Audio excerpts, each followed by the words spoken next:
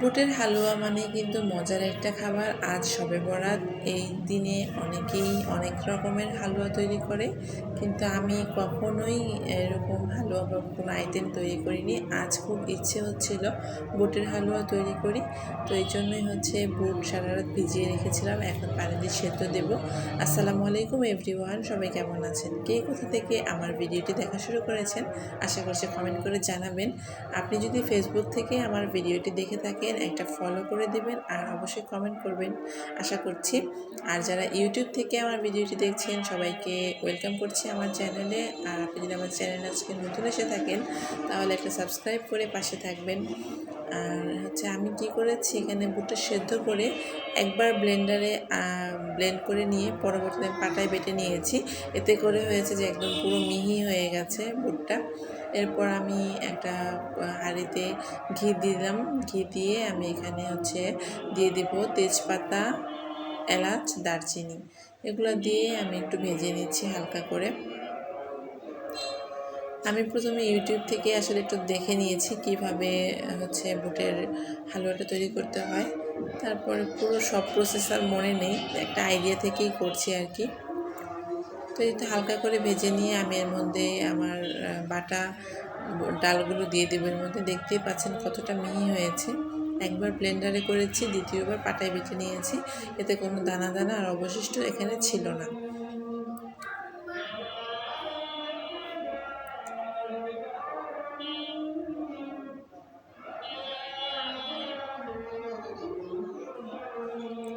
এখন আমি ভালো করে ঘিয়ের সাথে এটাকে মিশিয়ে নিব।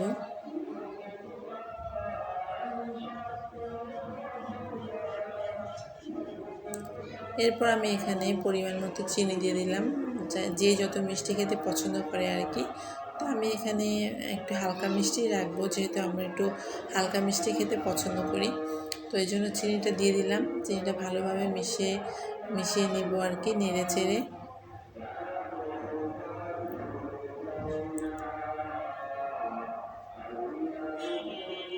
এরপর এখানে আমি অ্যাড করব, আগে থেকে আমি দুধ একটু জাল করে রেখেছিলাম, লিকুইড দুধ।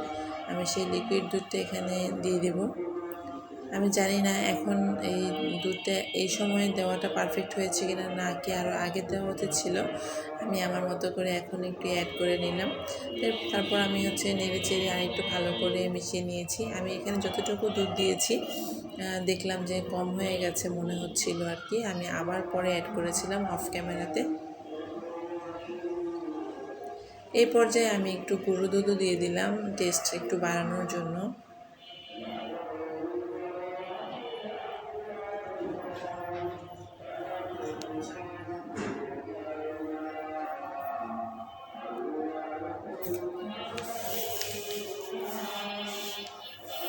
অনেকটাই ক্রিমি টেক্সচার চলে আসছে, আর পাতিলের গায়ে থেকে কিন্তু উঠে আসছিল হালুয়াটা। এরকম উঠে আসলেই বুঝতে হবে হালুয়াটা প্রায় হয়ে গেছে। আমি আগে থেকে যে বাদামটা ক্র্যাশ করে রেখেছিলাম সেটা আমি এর মধ্যে অল্প একটু দিয়ে দেব, আর বাকিটা আমি ডেকোরেশনের জন্য ইউজ করব।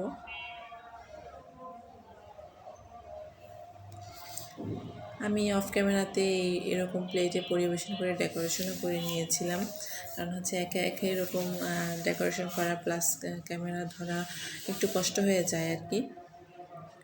তো যারা যারা এ পর্যন্ত কষ্ট করে আমার পুরো ভিডিওটির সাথে ছিলেন সবাইকে অনেক অনেক ধন্যবাদ জানাচ্ছি।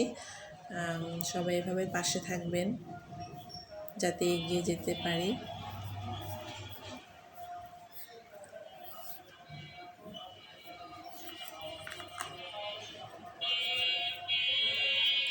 এখন আমি একটু ঠান্ডা হওয়ার পরে, অতটাও ঠান্ডা হয়নি, মানে 10 মিনিট আমি রেস্টে রেখে এটা কেটে নিচ্ছিলাম।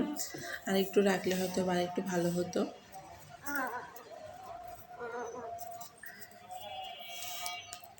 তো আজকে এই পর্যন্তই বিদায় নিচ্ছি। সবাই ভালো থাকবেন, সুস্থ থাকবেন। আল্লাহ হাফেজ। আর হ্যাঁ, চ্যানেলটি সাবস্ক্রাইব করে দিতে ভুলবেন না কিন্তু।